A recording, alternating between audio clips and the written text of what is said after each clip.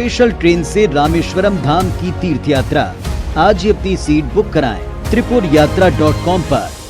रोजगार के मुद्दे को लेकर भाजपा और भारतीय जनता युवा मोर्चा द्वारा प्रदेश सरकार के खिलाफ मुख्यमंत्री निवास घेराव और हल्ला बोल कार्यक्रम के बाद अब छत्तीसगढ़ में एफआईआर की सियासत हो रही।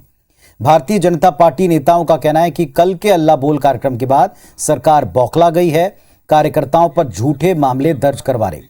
इधर कांग्रेस के मंत्री रविंद्र चौबे का कहना है कि राजनीति में इस तरह की घटनाएं होती हैं, हम पर भी विपक्ष में रहते हुए एफआईआर दर्ज की गई थी। कल के प्रदर्शन के बाद पुलिस ने अलग अलग 6 मामलों में भाजपा और बीजेवाईएम के 50 से अधिक कार्यकर्ताओं के खिलाफ मामले दर्ज किए हैं।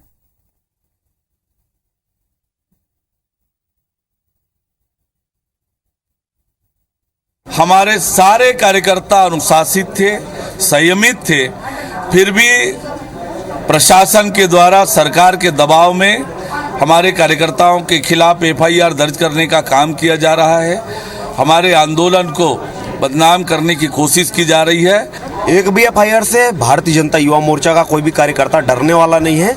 और ये कांग्रेस एफआईआर करती है जिनके चाल और चरित्र में खुद दाग रहता है। हर एक कांग्रेसियों के भीतर शशि थरूर होता है। तो राजनीति में तो हम लोग भी 15 साल विपक्ष में रहे हैं। इस प्रकार की घटनाएं होती रहती हैं, आंदोलनों में इस प्रकार के एफआईआर होते रहते हैं। कल प्रदर्शन के दौरान कुछ कार्यकर्ताओं द्वारा पुलिस के साथ झड़प हुई थी। पुलिस के ऊपर मारपीट किए थे और कुछ गाड़ियों में तोड़फोड़ किए थे। शासकीय कार्य में बाधा पहुंचाया गया था। इसको लेकर के विभिन्न धाराओं के तहत अपराध पंजीबद्ध किया गया है। तो कल भारतीय जनता युवा मोर्चा ने बेरोजगारी के मुद्दे के ऊपर प्रदर्शन किया, सीएम हाउस घेराव का कार्यक्रम रखा। सीएम हाउस घेराव के समय जाते समय रास्ते में कई सारी जगह पुलिस की बैरिकेडिंग को तोड़ने का प्रयास भारतीय जनता युवा मोर्चा और बीजेपी के कार्यकर्ताओं ने किया। झूमा झटकी की तस्वीरें भी दिखी थीं और इस पर आज केस दर्ज करने पर बीजेपी ने सवाल उठाए। सत्ता पक्ष ने कहा जब वो विपक्ष में थे उन पर भी इस तरह के कई केस दर्ज हुए।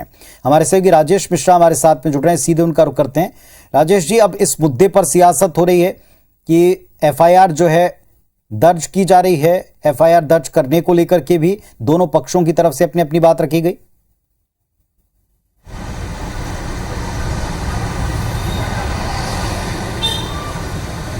जी बिल्कुल, ये कोई पहला मौका नहीं है। इस प्रकार जब भी कोई बड़ा आंदोलन विपक्ष के द्वारा किया जाता है तो उसके बाद जो एक्शन होता है उसको लेकर आरोप प्रत्यारोप का दौर चलता है। कल भारतीय जनता पार्टी, भारतीय जनता युवा मोर्चा ने के जो प्रदेश भर से जो कार्यकर्ता आए थे, उन्होंने प्रदेश सरकार के खिलाफ रोजगार के मुद्दे को लेकर, बेरोजगारी भत्ता नहीं दिए जाने को लेकर, प्रदेश सरकार की रोजगार नीति को लेकर, इन तमाम मुद्दों को लेकर एक बड़ा प्रदर्शन यहाँ पर किया। हजारों की संख्या में प्रदेश के युवक आए थे और इस दौरान बैरिकेड तोड़ने को लेकर, सीएम हाउस जाने को लेकर, तमाम चीज़ों को लेकर पुलिस के साथ उनकी कई बार झूमा झटकी हुई है, कई बार धक्का मुक्की की स्थिति निर्मित हुई है और कई बार विवाद की स्थिति भी निर्मित हुई। तो निश्चित रूप से इसके बाद पुलिस एक्शन में आई और जो वीडियोज आ रहे थे, जो सोशल मीडिया में जो वीडियो वायरल हो रहे थे, पुलिस के द्वारा जो वीडियोग्राफी कराई जा रही थी, उसके फुटेज के आधार पर अब पुलिस लगातार कार्रवाई कर रही है। अगर हम बात करें तो कल के प्रदर्शन के बाद से सिविल लाइन थाने में 4 और कोतवाली थाने में 2 मामले, मतलब कुल मिला के 6 मामले दर्ज किए गए हैं, जिसमें से 1 दर्जन से अधिक ऐसे लोग हैं जिनके खिलाफ मामला दर्ज है और बाकी के खिलाफ अन्य के साथ मामला दर्ज। तो 50 से अधिक भारतीय जनता पार्टी की और भारतीय जनता युवा मोर्चा के कार्यकर्ताओं के खिलाफ मामला दर्ज हो चुका है।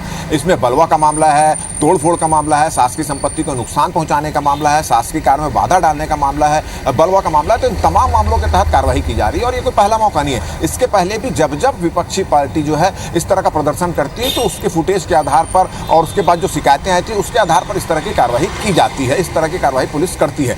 कल जिस तरह से बातचीत हुई थी, आज हमारी एसपी से भी इस संबंध में बात हुई, एडिशनल एसएसपी से भी बात हुई। उनका कहना है कि कल झूमा झटकी के दौरान भारतीय जनता पार्टी और भारतीय जनता युवा मोर्चा के कार्यकर्ताओं ने पुलिस के साथ बदतमीजी की, हाथापाई भी की। उसके वीडियो फुटेज उनके पास आ रहे हैं और इस वीडियो फुटेज के आधार पर कार्रवाई यहाँ पर लगातार की जा रही है। मगर वहीं भारतीय जनता पार्टी के नेताओं का कहना है, इस संबंध में प्रदेश अध्यक्ष अरुण साहू ने एक प्रेस कॉन्फ्रेंस दी और उनका कहना है कि जानबूझकर कल के जो प्रदर्शन हुआ उससे सरकार घबराई हुई है, उससे बौखलाकर अब भारतीय जनता पार्टी और भारतीय जनता युवा मोर्चा के कार्यकर्ताओं के खिलाफ एफआईआर दर्ज कराया जा रहा है, झूठा एफआईआर दर्ज कराया जा रहा है। साथ ही साथ जो महिला पुलिस के द्वारा एक वीडियो जारी हुआ है जिसमें बोल रहे हैं कि भारतीय जनता पार्टी के कार्यकर्ता ने उनके साथ बदतमीजी की है, उसको लेकर भी उन्होंने कहा कि ये भी एक वीडियो फर्जी वीडियो है। तो इस तरह की सियासत अब शुरू हो चुकी है और सत्ता पक्ष के लोगों का कहना है कि हम भी विपक्ष में थे, इस तरह का जब प्रदर्शन होता था तो उनके खिलाफ भी FIR दर्ज होता था और ये एक प्रक्रिया है। और ये जो पुलिस के पास जो वीडियोज हैं उस वीडियो के आधार पर पुलिस कार्रवाई कर रही है, तो पुलिस अपना काम कर रही है, इसमें सरकार का किसी प्रकार का कोई रोल नहीं है। मगर सियासत निश्चित रूप से गर्म है और जिस तरह से आज भारतीय जनता युवा मोर्चा के जो प्रदेश अध्यक्ष हैं अमित साहू, प्रदेश अध्यक्ष भारतीय जनता पार्टी के अरुण साहू है, तमाम भारतीय जनता पार्टी के नेताओं से हमारी जब इस संबंध में बातचीत हुई तो उनका क्या कहना है कि जिस तरह से भारतीय जनता पार्टी और भारतीय जनता युवा मोर्चा के कार्यकर्ताओं के खिलाफ FIR दर्ज किया जा रहा है, उनको बदनाम करने की कोशिश की जा रही है वीडियो के जरिए, अगर ये क्रम जारी रहा तो आने वाले दिनों में इस मुद्दे को लेकर प्रदेश स्तरीय धरना प्रदर्शन आंदोलन करेंगे। जी पुनीत।